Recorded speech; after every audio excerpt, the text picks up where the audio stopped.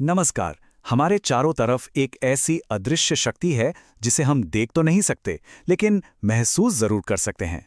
आज हम उसी दुनिया को समझने वाले हैं, यानी ध्वनि के विज्ञान को। चलिए, इस दिलचस्प दुनिया को समझने की शुरुआत एक बहुत ही आम सवाल से करते हैं। एक ऐसा सवाल जिसका हम रोज सामना करते हैं। जवाब है आवाज। जब हमारी आंखें काम नहीं कर रही होती, तब ध्वनि मतलब साउंड ही हमारा गाइड बन जाती है। वही हमें बताती है कि हमारे आसपास आखिर हो क्या रहा है। तो इन सभी सवालों का जवाब एक ही है, ध्वनि यानी साउंड। असल में ये एनर्जी की लहरें हैं जो हवा या पानी जैसी चीजों से गुजरकर हमारे कानों तक पहुंचती हैं और हमें सुनाई देती हैं। तो सवाल ये है कि ये एनर्जी वेव्स आखिर बनती कैसे हैं?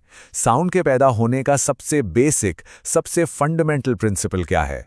इसका राज एक बहुत ही सिंपल से एक्सपेरिमेंट में छिपा है।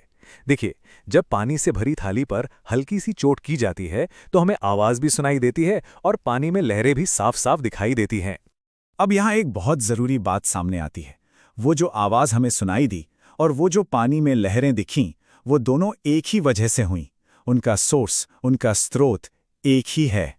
और इसी सोर्स को साइंस की भाषा में कहते हैं कंपन, यानी वाइब्रेशन। किसी भी चीज का तेजी से आगे पीछे हिलना ही कंपन है, और यही दुनिया की हर आवाज की असली जड़ है। और ये सिद्धांत हर जगह काम करता है, चाहे सितार के तारों का कंपन हो, तबले की सतह का कंपन या फिर मंजीरे की धातुओं का कंपन। हर तरह का संगीत इन्हीं वाइब्रेशन से तो पैदा होता है। ठीक है, तो कंपन से ध्वनि पैदा हो गई, लेकिन ये कंपन हम तक पहुंचता कैसे है और हमारा दिमाग इसे समझता कैसे है? चलिए, सुनने के इस जादुई प्रोसेस को स्टेप बाय स्टेप समझते हैं। देखिए, सुनने की ये जो पूरी प्रक्रिया है ना, ये एक शानदार चेन रिएक्शन की तरह है। सबसे पहले ये वाइब्रेशंस हवा के जरिए हमारे कान के पर्दे यानी ईयर ड्रम तक पहुंचते हैं। फिर ईयर ड्रम भी वाइब्रेट करने लगता है। इसके बाद कान के अंदरूनी हिस्से इन वाइब्रेशंस को इलेक्ट्रिकल सिग्नल्स में बदल देते हैं, और आखिर में हमारा दिमाग इन सिग्नल्स को डीकोड करता है। तब जाकर हमें पता चलता है कि ये आवाज किसी गाने की है, किसी दोस्त की है या फिर किसी खतरे की। और मजे की बात यह है कि ये पूरा प्रोसेस पलक झपकने से भी तेज होता है। लेकिन एक सवाल है, क्या हर कंपन हमें सुनाई देता है? क्या ऐसी भी आवाजें हैं जो हमारे आसपास तो हैं पर हम उन्हें सुन ही नहीं सकते? इसका जवाब हमें मिलता है आवृत्ति यानी फ्रीक्वेंसी से। फ्रीक्वेंसी का मतलब सीधा सा है, कोई चीज एक सेकंड में कितनी बार वाइब्रेट कर रही है। इसे हम हर्ट्ज यानी एचजेड में नापते हैं। आमतौर पर एक इंसान का कान जो सबसे धीमी आवाज सुन सकता है वो है 20 वाइब्रेशंस पर सेकंड, यानी 20 हर्ट्ज। और सुनने की जो ऊपरी सीमा है वो है 20,000 वाइब्रेशंस पर सेकंड, यानी 20,000 हर्ट्ज। सोचिए कितनी बड़ी रेंज है ये। तो इसी 20 से 20,000 हर्ट्ज की रेंज के अंदर की जो भी आवाजें हैं वो हमारे लिए ऑडिबल हैं, मतलब श्रव्य हैं।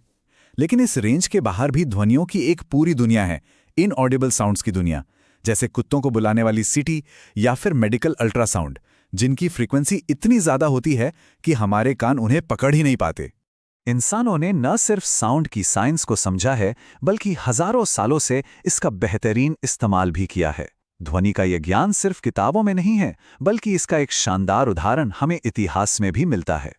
चलिए, एक सैर करते हैं हैदराबाद के मशहूर गोलकोंडा किले की। ये सिर्फ एक किला नहीं है, बल्कि अकूस्टिक इंजीनियरिंग यानी ध्वनि अभियांत्रिकी का एक जीता जागता अजूबा है। इस किले की बनावट में एक बहुत बड़ा राज छिपा है।